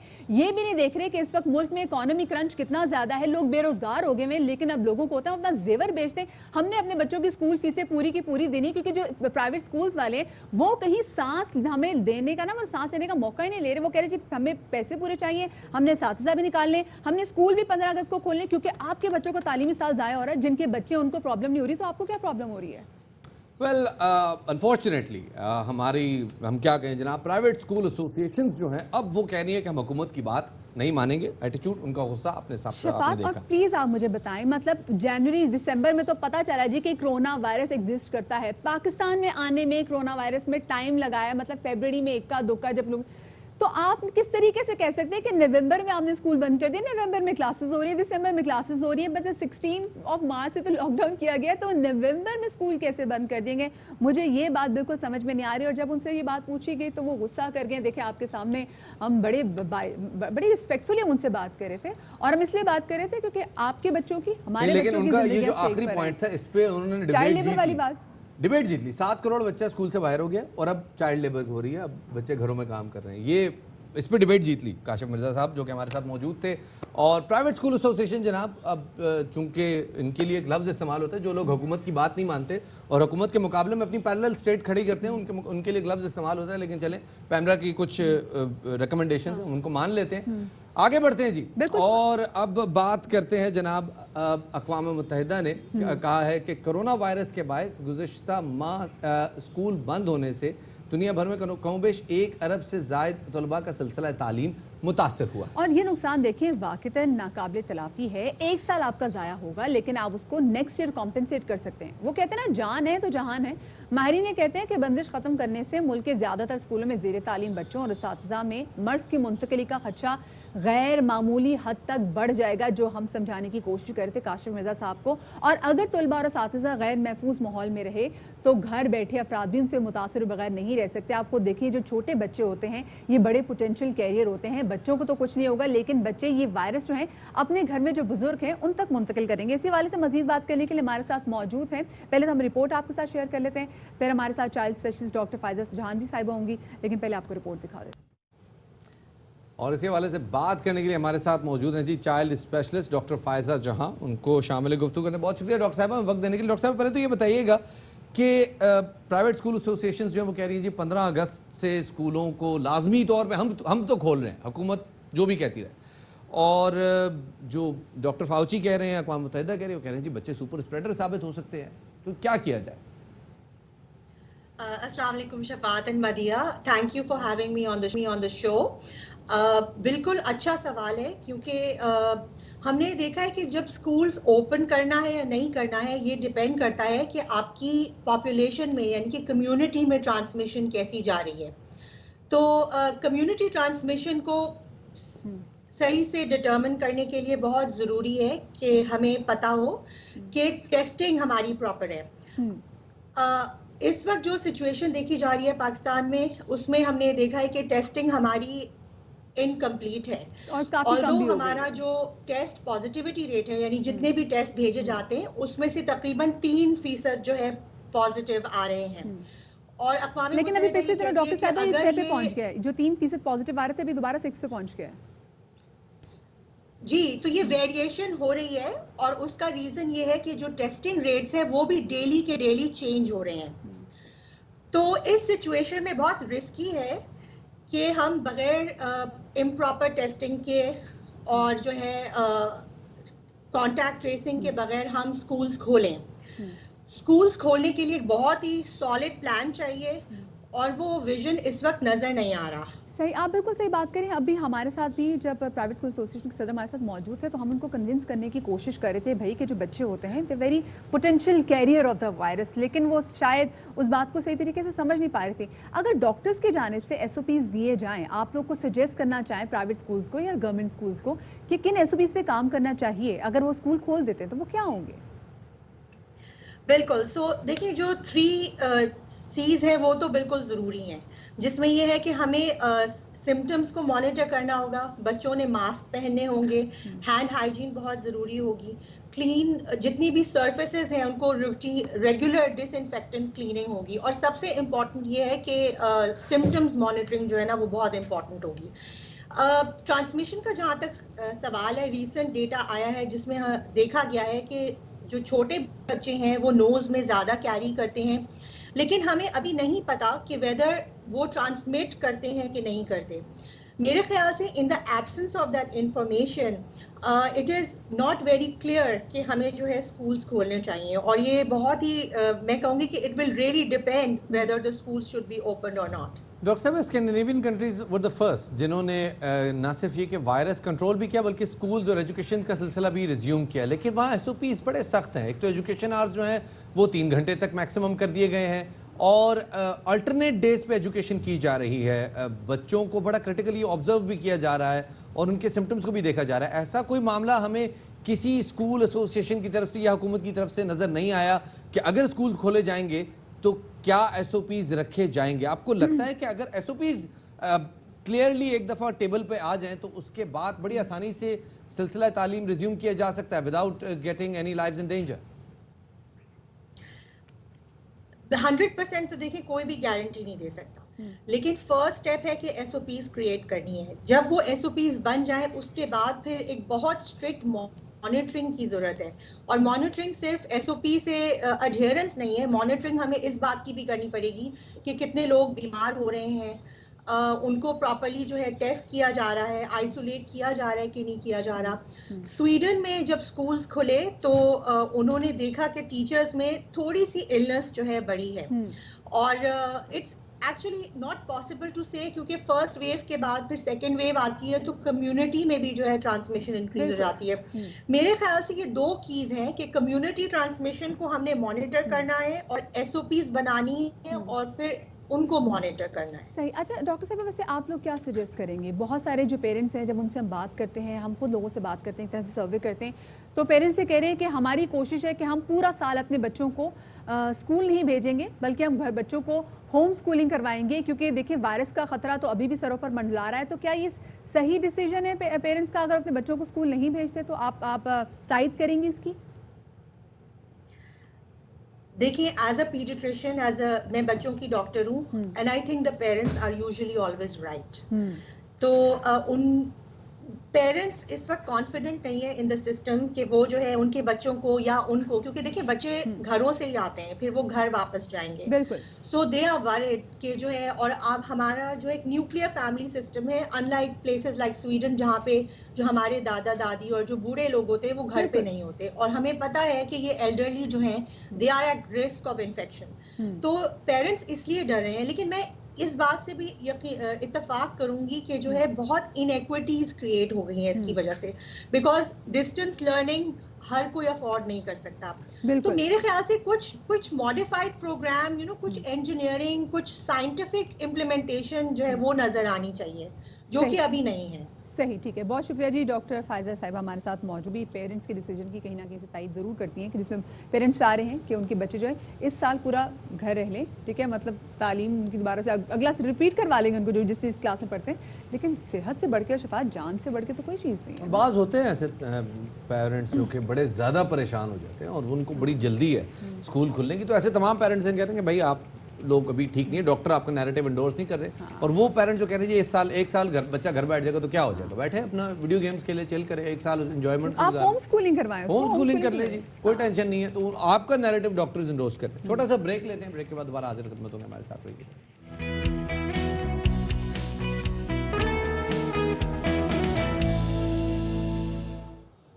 अहम खबर शामिल करते चलें लाहौर से, जहां रमज़ान शुगर मिल केस में शहबाज शरीफ और हमजा शहबाज पर फर्द जुर्म आयद कर दी गई है। शहबाज शरीफ और हमजा शहबाज का सेहत जुर्म से इनकार। शहबाज शरीफ का कहना है कि ये एक झूठा केस है। एक बार फिर बताते चलें कि एहतसाब अदालत ने शहबाज शरीफ और हमजा शहबाज पर फर्द जुर्म आयद कर दी है। शहबाज शरीफ और हमजा शहबाज ने सेहत जुर्म से इनकार कर दिया है। हमारे नुमाइंदे आबिद खान हमारे साथ मौजूद हैं। जी बताइएगा, क्या तफसीलात सामने आई हैं अब तक? जी बिल्कुल जी, रमजान शुगर मिल्क केस में आज एहतसाब अदालत ने शहबाज शरीफ और हमजा शहबाज पर जो है वो फर्द जुर्म आयद कर दिया है। दोनों मुल्जिमान की जानिब से सेहत जुर्म से इनकार किया गया है। शहबाज शरीफ ने आज अदालत में कहा कि जज साहब ये एक झूठा केस है। हमारे एक MPA मौलाना शौकत अली ने तरक्याती फंड लिए थे जो हर MPA का हक है।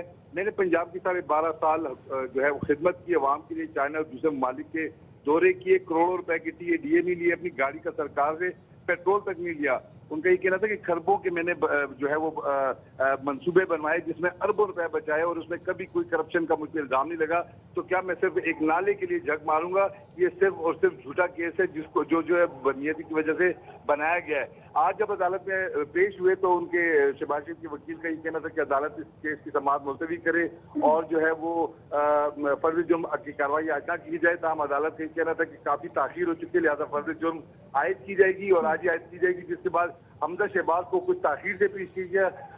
अदालत ने दोनों बाप बेटे शहबाज शरीफ हमजा शहबाज पर रमजान शुगर मिल केस में जो है फर्ज जुर्म आयद कर दिया। दोनों मुल्जिमान ने जुर्म से इनकार किया, जिसके बाद अदालत ने जो गवाहान है उसको शहादतों के लिए बुलाएंगे। दोनों मुल्जिमान ने सेहत जुर्म से इनकार कर दिया। बहुत शुक्रिया आबिद खान, हमारे नुमाइंदे हमारे साथ मौजूद थे, हमें तफसीलात से आगाह कर रहे थे। और साथ में आपको ये बताएं कि आज की समाअत, जिसमें रमज़ान शुगर मिल्स के हवाले से जो समाअत होनी थी एहतसाब अदालत में, समाअत के दौरान हमजा शहबाज की कमरे अदालत में शहबाज शरीफ से सरगोशियां, जज ने मास्क ना पहनने वालों को कमरे अदालत से निकाल दिया और कमरे अदालत में ज़्यादा अफराद के दाखिले पर भी अदालत का इजहार बरहमी। अदालत ने कहा कि कमरा अदालत से गैर मुतल्लिक अफराद निकल जाएं, अदालत में ज्यादा रश न लगाया जाए। एहतसाब अदालत के बाहर दूसरी जानिब नून लीगी कारकुनों और पुलिस के दरमियान हाथापाई भी हुई। पुलिस ने वर्कर्स को धकेल कर पीछे कर दिया।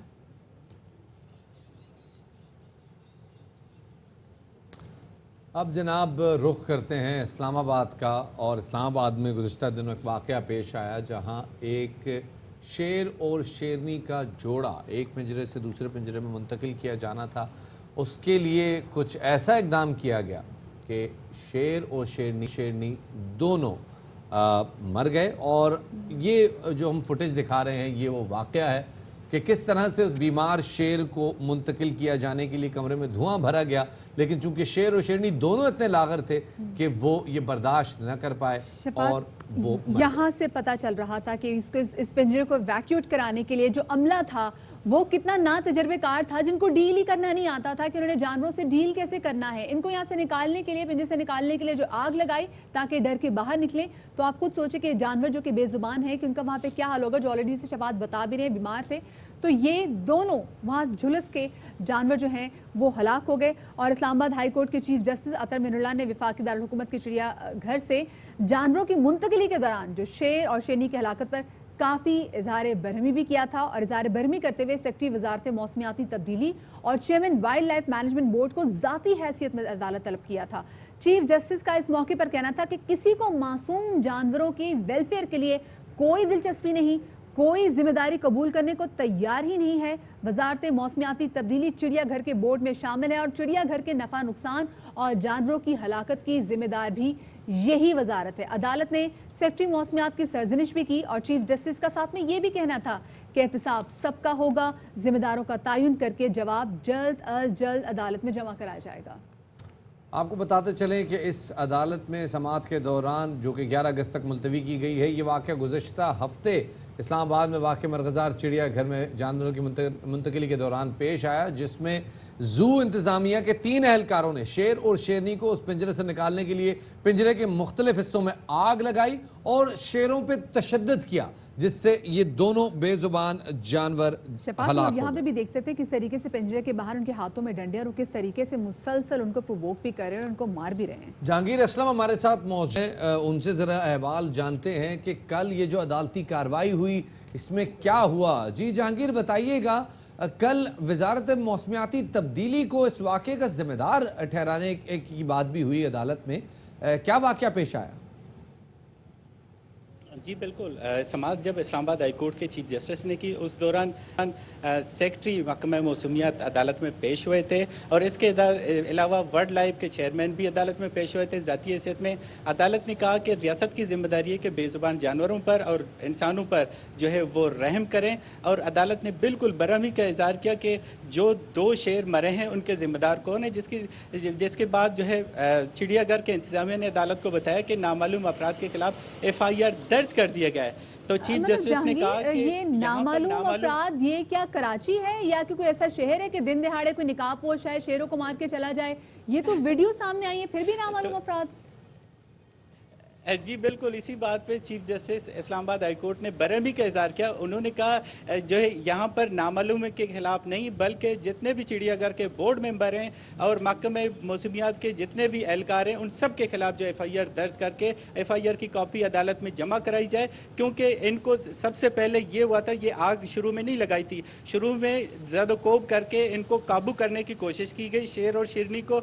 जब वो नाकाम हुए ये देसी टोटके इस्तेमाल करके आग लगाई गई और धुआं भरने की वजह से शेर और शेरनी जिनके ये देसी टोटके थे, मैं तो कहती हूँ जहांगीर उनको भी इन टोटकों से गुजारना तो जरूर चाहिए। अच्छा, इस चिड़ियाघर के जो हालात हैं वो कोई अच्छे हालात नहीं, इनफैक्ट यहाँ पे जो जानवर रह रहे हैं उन तमाम तर जानवरों की जिंदगी पहले से ही खतरे में। तो ये बताएगा, अदालत तो पहले भी जानवरों की मुंतकिली का हुक्म दे चुकी थी, तो चिड़ियाघर से अब तक इन जानवरों को बाहिफाजत क्यों नहीं मुंतकिल किया गया? जी बिल्कुल, इस्लामाबाद आप सही फरमा रहे हैं कि इस्लामाबाद हाई कोर्ट के चीफ जस्टिस ने 21 मई को 67 सिफात पर मुश्तमिल तफसीली फैसला जारी किया था कि 6 दिन में तमाम जानवरों को इस्लामाबाद से मुंतकिल किया जाए। लेकिन उस दौरान जब समाअत हुई थी तो गुज़िश्ता समाअत में वर्ल्ड लाइफ के चेयरमैन ने कहा कि आप जो चीफ साहब आप अगर अहकाम दे रहे हैं कि इनको मुंतकिल कर दें, पाकिस्तान के जो कराची और लाहौर में भी चिड़ियाघर हैं उनकी भी हालत ऐसी है। और एक और बात हमें पता चली है कि जितने भी चिड़ियाघर हैं पाकिस्तान में जितने भी जानवर यहाँ पे मौजूद हैं वो कुदरती मौत की बजाय वो अदम सहूलत की वजह से या तो फिर उनके पास जो खुराक की सहूलत मुहैया ना होने की वजह से, एक और बात भी पता चली है कि यहाँ पर जो बर्फानी इलाकों से जो रीच और को मुंतकिल करते हैं पाकिस्तान में, और उनको सहूलत ना देने की वजह से वो कुछ अरसे बाद जो है वो बीमार पड़ जाते हैं और प्रॉपर इलाज भी ना नहीं है। और इसके अलावा यहाँ इंतज़ामिया ने ये भी रोना रोया है कोर्ट में कि यहाँ पर हमें उनको फीड करने के लिए, खुराक के लिए फंड्स भी नहीं है। तो चीफ जस्टिस ने कहा कि इनको सिर्फ तमाशा लगाने के लिए, बच्चों को या फैमिलीज़ को एंटरटेन करने के लिए जानवरों की ज़िंदगियों से ना खेलें, उनको कुदरती मौत की बजाय आप लोग जो है मौत के जिम्मेदार आप ही लोग हैं। अगर आप उनको ख्याल नहीं रख सकते, इंटरनेशनल प्रोटोकॉल्स हैं चिड़ियाघर के जो जानवर हैं उनको रखने के लिए, उनको जो है सहूलत मुहैया करने के लिए, उनको फीड करने के लिए। लेकिन एक और बात भी सामने आई है कि गुज़िश्ता साल जिस अंदाज पे वहाँ के वेटनरी डॉक्टर ने एक जो है छोटे से एरन को वो फीड कर रहे थे, जो उसको यानी मुंह पकड़ के और उसको जो यानी दूध पिलाया जा रहा था और उस दौरान उसके वो मुंह की बजाय नाक में चली गई थी। तो ये इस तरह के जो नॉन प्रोफेशनल और नॉन ट्रेंड लोग जब इस तरह के वो इंतजाम संभालते हैं तो जानवर, तो ज़रूरी बात है कि वो जानवर मरेंगे नहीं तो फिर क्या जिंदा किस तरह रहेंगे। एक तो एनवायरनमेंट ये जहांगीर जो आप तफसीलात बता रहे हैं ये सुन के अफसोस हो रहा है, और बिलाशुबा जानवरों को पिंजरे में रख के खुद को महसूस करने वाले लोग जानवरों से भी बदतर होंगे। शफात, अगर ये वेट डॉक्टर्स का ये हाल है तो अब आप खुद सोचे कि वो जो अमला वहाँ पे काम करे, ये वाकया अगर दुनिया के किसी भी कोने में हुआ होता तो वहाँ पे जो एनिमल राइट्स जो कमीशंस हैं, जो वो काम कर कमेटीज काम कर रही होती हैं, तो वो बहुत मतलब हेवी किस्म के तो फाइन तो होता ही होता, लेकिन बहुत बुरी सजा होनी थी। और यहाँ पर आप देखिए मतलब 2 बड़े जानवर आप मार दिए आपने। मतलब पूरी दुनिया में अब सफारी पार्क्स हैं, सफारी पार्क्स के जरिए जानवरों को नेचुरल हैबिटेट दिया जाता है जहां जानवर घूम फिर सकते हैं और उनको कैद का एहसास नहीं होता, इस तरह से अब्यूज नहीं किया जाता। और बिलाशुबा इस्लामाबाद हाई कोर्ट का ये फैसला जिसमें उन्होंने जिम्मेदारों का तयन किया है, और इस चिड़ियाघर से, जिस चिड़ियाघर में जानवरों पर बदतरीन तशद्दुद हो रहा है जिसकी वजह से वो बीमार भी हो रहे हैं और मर भी रहे हैं, इस चिड़ियाघर में तमाम जानवरों को मुंतकिली के फैसले के हवाले से कभी हमने देखा कि वो उसकी भी क्या हालत थी, वो शी वाज नॉट 35 साल उस हथनी को अब वो रखने के बाद कंबोडिया मुंतकिल किया जा रहा है। आगे बढ़ते हैं जनाब, और अब ज़रा बात करते हैं कारोबारी मामलात के हवाले से। और कल भी जैसे हमने बताया था कि जुलाई में पाकिस्तान की बरामदाद में इजाफा हुआ है, और इजाफा भी तकरीबन $2 अरब का हुआ है। और वो इसलिए हुआ है कि एक तो जो कोरोना वायरस के बाद जो रिकवरी आई है एक्सपोर्ट्स की, प्लस वो बेहतर हुई है, प्लस हमारे इंपोर्ट पे डिपेंडेंसी कम हो गई है, तो बहुत सारे लोग खुद अब मैन्युफैक्चर कर रहे हैं जिसकी वजह से अब एक्सपोर्ट इंप्रूव हो रही है, विच इज़ ग्रेट। और हमारे अपने मुल्क में जो बिजनेस है वो उस तरह चलने लग गया है। और गुज़िश्ता साल के मुकाबले में अगर देखा जाए तो ये जो $2 अरब का जो इजाफा रिकॉर्ड किया गया, जो बरामदात बढ़ी है, ये 25% ज़्यादा है। और 4 माह बाद पहली बार एक्सपोर्ट फ्रंट पर हौसला अफजा पेशरफ्त हुई है, जिसमें टेक्सटाइल और गारमेंट सेक्टर में इंटरनेशनल ऑर्डर्स बरामदात में इजाफे की एक बहुत बड़ी वजह है। और रवां साल जुलाई में बरामदात में 4% कमी भी रिकॉर्ड की गई थी, और इंपोर्ट्स की मालियत $3 अरब 54 करोड़ रही, और तिजारती खजारे का हजम $1 अरब 54 करोड़ रिकॉर्ड किया गया। वक्त हो गया एक छोटे से का, हमारे साथ रहिएगा।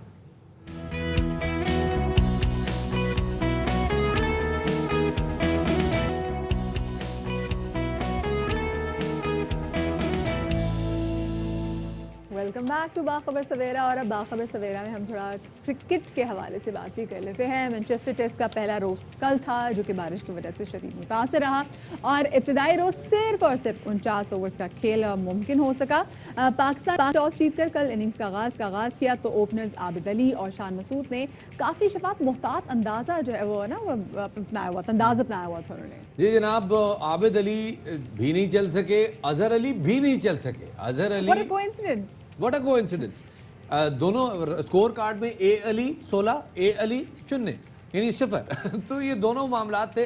लेकिन Babar Azam what share class, क्या नया बॉल का जो हम बात कर रहे थे कि जनाब स्विंग मिलेगा नए बॉल पे, वो मिल रहा था और कंटेन कर रहे थे जनाब पाकिस्तानी।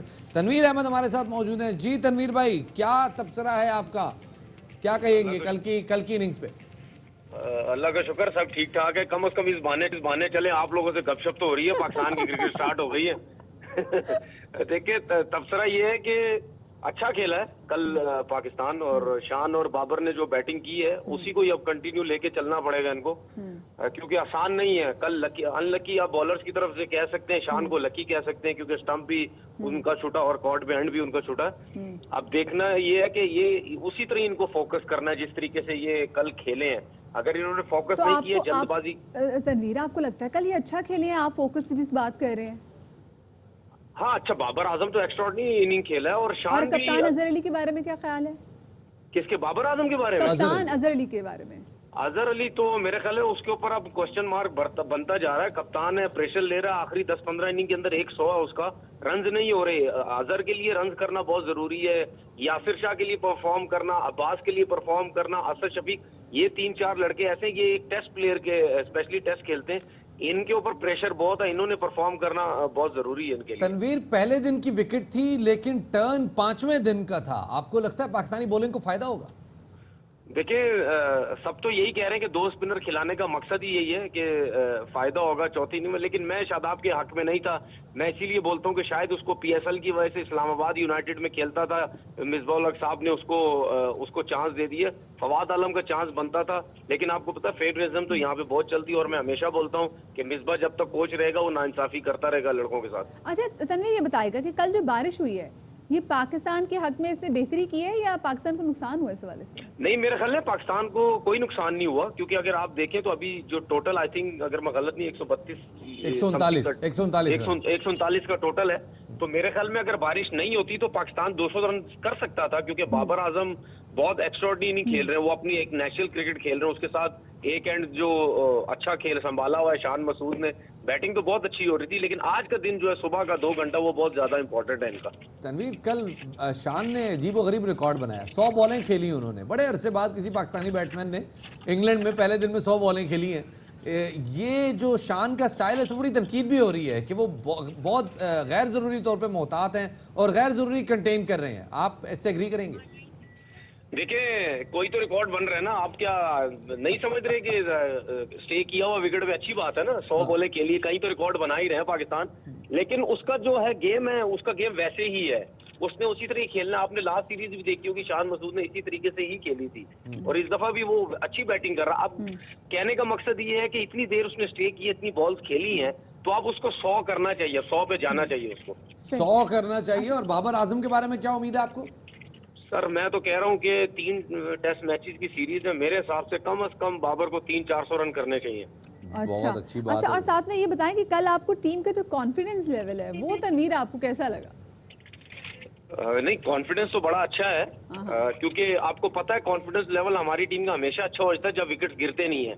अब जो है 2 आउट है 139 रन पे, तो मेरे ख्याल इससे अच्छा कॉन्फिडेंस तो और कोई हो नहीं सकता। अब जो दोनों जब सुबह खेलने आएंगे, अब जब मैच स्टार्ट होगा, तो आप इनका कॉन्फिडेंस देखिएगा और अच्छा होगा। और हो सकता है शायद यूनुस खान ने कोई ना कोई काम ऐसा किया इनके ऊपर कि उसने, यूनुस खान ने बोला था कि मैं लड़कों का कॉन्फिडेंस लेवल बढ़ाऊंगा, वो थोड़ा सा कम नजर आता है। तो अब देखते हैं कि यूनुस खान की जीत कितनी होती है। बहुत बहुत शुक्रिया जी, तनवीर भाई हमारे साथ मौजूद थे और पुरमीद नजर आ रहे हैं। शान मसूद के ऊपर कल बड़ी तनकीदें हो रही थी व्हाट्सएप ग्रुप्स में, लोग कह रहे थे क्या आदमी है, क्यों नहीं कर रहा, चांस मिल रहे हैं इसको फिर भी नहीं परफॉर्म कर रहा, लेकिन वो इंडोर्स कर रहे हैं जनाब। कल एक अजीबोगरीब इंसिडेंट हुआ जी। जिस चीज का मना किया गया था वही होगी ना कल, हाथ जो ना होना था वही हो गया। हाँ बिल्कुल जी, कोरोना में हाथ तो मिलाना नहीं था, लेकिन मैनचेस्टर टेस्ट में पाकिस्तान और इंग्लैंड की कप्तान ये बात भूल गए, और इसके बाद टॉस के बाद अजहर अली और जो रूट ने आपस में हाथ मिलाया, और हाथ मिलाने के बाद अजहर अली को एहसास हुआ कि ओहो ये तो नहीं करना चाहिए। तस्वीर बड़े मजे की आई है अजहर अली की, जिसमें ना उनको हाथ मिलाते वक्त एहसास हो रहा है, देखिए मतलब ये मैंने क्या कर दिया ना, वो उई माँ वाला सीन है ना, उई माँ वाला, तो बिल्कुल हाथ मिलाते हुए उनको अंदाज हुआ यार ये तो जो है ना ऐसा नहीं होना चाहिए।